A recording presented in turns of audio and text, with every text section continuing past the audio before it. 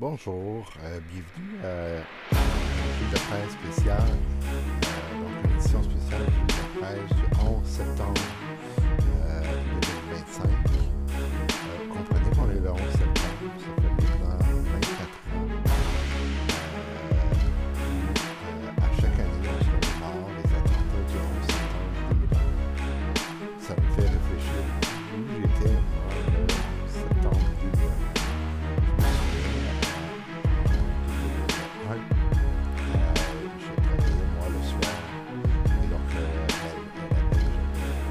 réveillais tard le matin, on m'a réveillé, c'était mon beau-frère de l'époque qui m'avait contacté, il m'a dit hey, regarde la télévision, à quel poste, n'importe quel poste. J'ouvre la télévision, qu'est-ce que je vois, il était 9h très pile, je vois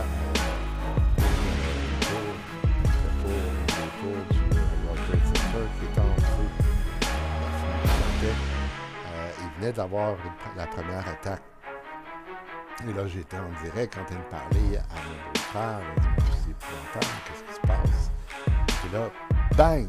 Une seconde avion frappe l'autre tour. Et là, on est sous le choc, c'est juste cette affaire-là, tu sais. Et donc, on suit les nouvelles.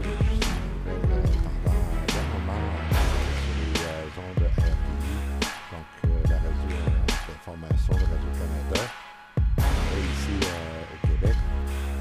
Donc j'écoute ça, j'écoute pendant de longues minutes. Je décide avec mes frères d'aller faire un tour au centre-ville de Montréal.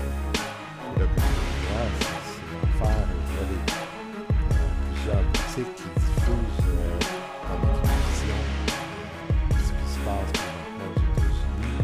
Ils répètent en boucle les attentats et on voit les gens qui s'amoncellent devant les télévisions, qui regardent avec étonnement, avec super choc les attentats qui venaient de se produire dans la journée. Et là, c'était comme ça dans tout le centre-ville. Les gens étaient abasourdis sur le choc. J'en parle, j'en ai encore des frissons comme si c'était hier. Pourtant, ça fait bientôt 25 ans. Qu'est-ce qui s'était passé cette journée-là? Si on résume, les attaques du mardi 11 septembre, ça a eu lieu aux États-Unis, à New York. 4 avions détournés par 19 terroristes. 2 ont percuté les terminaux du World Center. Ensuite, une a frappé le Pentagone à Washington. Et finalement, un dernier qui s'est écrasé à Pennsylvanie. Après tout, on pense que les passagers ont été révoltés. Mais malheureusement, ils sont décédés lors de l'écrasement. Mais l'avion ne s'est pas rendu à destination et on pense qu'elle était destinée à se rendre au Capitole ou à la Maison-Blanche. Le bilan humain, près de 3000 morts, 2996 morts et plus de 6000 blessés.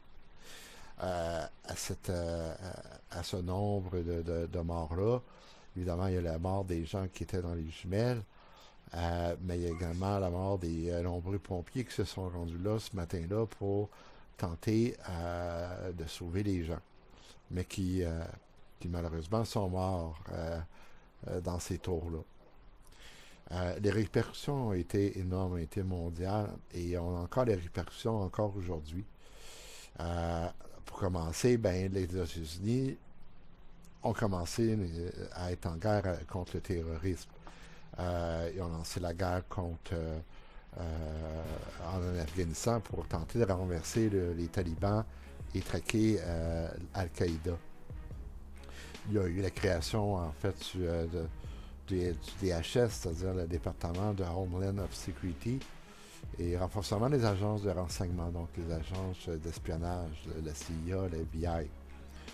Il y a eu des modifications dans les aéroports, on s'en rappelle, les contrôles renforcés dans les aéroports.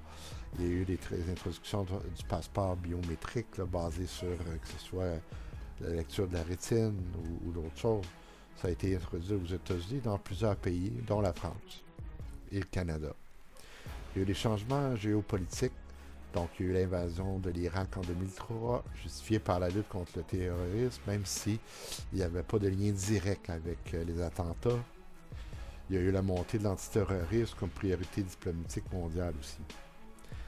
Finalement, il y a eu un impact culturel et psychologique énorme. Traumatisme encore aujourd'hui là, du monde aux États-Unis. Il y a eu une multiplication des œuvres, que ce soit dans les films, dans les livres, les documentaires.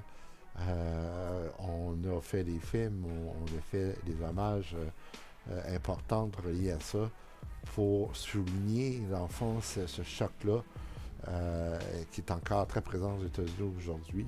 Et on peut dire partout dans le monde, même au Canada. Il y a eu aussi une hausse des tensions religieuses et stigmatisation de certaines communautés. Entre autres, on peut le penser, on peut l'imaginer, les tensions sur la communauté musulmane. Où finalement, même si certaines communautés arabes étaient nées aux États-Unis, mais on leur disait carrément, allez-vous-en, vous êtes des terroristes. Donc, c'est vraiment un moment aujourd'hui où je pense que c'est important de se mémorer ce qui s'est passé et de souligner dans le fond la part des gens qui ont tout fait pour aider les gens qui sont décédés cette journée-là. C'est aussi un moment de souligner tous les efforts qui ont été mis là, par les pompiers d'époque pour tenter de sauver le plus de monde possible. Et, comme je le disais, les répercussions sont encore présentes aujourd'hui. Je parlais dans une autre vidéo, les répercussions de la violence politique. C'était une forme de violence politique